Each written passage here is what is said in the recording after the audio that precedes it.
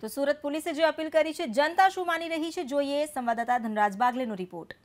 જ્યાંથી ભારતથી પાકિસ્તાન છૂટું પડ્યું છે ત્યાંથી ભારત હંમેશા શાંતિ જ જાળવવા માગતું હતું, પરંતુ પાકિસ્તાને વચ્ચે દર વખતે એની નફટાઈ બતાવે છે। 1971 લઈને આજ દિન સુધીમાં ભારતે શાંતિ જાળવવા માટે અપીલ કરી છે, પરંતુ એ શાંતિનો જવાબ એ ખોટી રીતે આપે છે। હવે યુદ્ધ એ જ કલ્યાણ છે, એટલા માટે હવે ભારતે જે આક્રમક રીતે જે એની પર હુમલો કર્યો છે એવો હુમલો કરવો જ જોઈએ, તો જ પાકિસ્તાન સુધરી રહ્યું છે, બાકી આ પાકિસ્તાન સુધરી રહ્યું નથી। એટલા માટે પાકિસ્તાનને નકશામાંથી મિટાવી દેવું જોઈએ એવું મારે માનવું છે।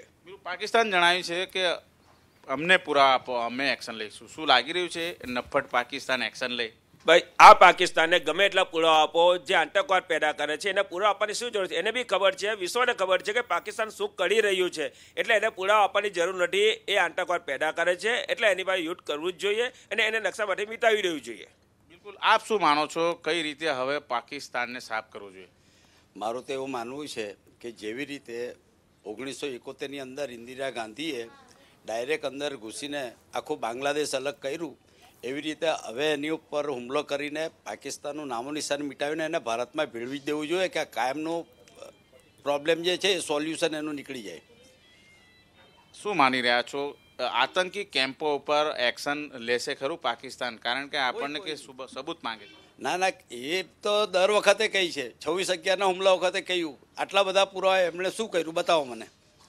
એટલે આ લોકો ફક્ત ને ફક્ત યુદ્ધની જ ભાષા જાણે છે। એ લોકોને બરાબરનો સબક શીખવીને મારું તો માનવું છે કે એને નકશામાંથી જ ભૂસી નાખીને ઇન્ડિયા સાથે પહેલાં હતું ને 47 પહેલાં એવી રીતે ભેગું કરી દેવું જોઈએ। બિલકુલ, સંપૂર્ણ ભારત કરી દીધું, મોટી વાત કરવામાં આવી છે। આપ જણાવો, શું ઈચ્છો છો તમે, કઈ રીતે એક્શન થવી? બસ હવે પાકિસ્તાનના 4 ભાગલા જ પાડી દેવા જોઈએ, સિંધુ, બલુચિસ્તાન ને એની રીતે એને આઝાદ કરી બાંગ્લાદેશની જેમ એને પણ એને છૂટું કરી દેવું જોઈએ। આવી રીતે પાકિસ્તાનને યુદ્ધ કરી અને એના ભાગલા જ કરી દેવા જોઈએ। વારંવાર નફટાઈ પર ઉતરી આવ્યું છે, હવે ગઈકાલે પ્લેન પણ એ આવ્યું હતું અને નફટાઈ પર ઉતર્યું છે, તો હવે કઈ રીતે યુદ્ધ કરવું જોઈએ? હવે આપણે 3 સેનાને છૂટ આપી જ દેવી જોઈએ અને અંદર ઘૂસીને એને સફાયો જ કરવો જોઈએ। બિલકુલ, અંદર ઘૂસીને સફાયો કરો, શું કહેશો આપ? યુદ્ધ જેવી પરિસ્થિતિ સર્જાય છે એટલે યુદ્ધ કરી લેવું જોઈએ મારા માનવા પ્રમાણે, કે ઘણા સમયથી પાકિસ્તાન વારંવાર આતંકવાદ પેદા કરે છે અને સામેને સામે પણ પુરાવો દર્શાવે છે, છતાં પણ પાકિસ્તાન માનતું નથી કે આતંકવાદ અમારી પાસે છે। પણ અત્યારે જે વાયુસેના દ્વારા જે હુમલો કરવામાં આવ્યો એમાં દ્રશ્યમાં દર્શાવે છે કે પાકિસ્તાનની સરહદમાં જ આતંકવાદ છુપાયેલું છે। બિલકુલ, પાકિસ્તાન આતંકવાદને આશ્રય આપે છે, શું કહેશો તમે, કયા પ્રકારે કાર્યવાહી ઈચ્છો છો? જી, આપ કઈ રીતે ઈચ્છી રહ્યા છો, કઈ રીતે પાકિસ્તાનને મુંહતોડ જવાબ આપવો જોઈએ? 1971માં ઇન્દિરા ગાંધીએ જે એમને એની ઓકાત બતાવેલી તે પ્રમાણે હવે થવું જોઈએ। હું ઈચ્છું છું કે નારી શક્તિ પણ આગળ વધેલી છે, એટલા માટે પીએમ મોદીને શું કહેશો તમે, કઈ રીતે હુમલો કરે?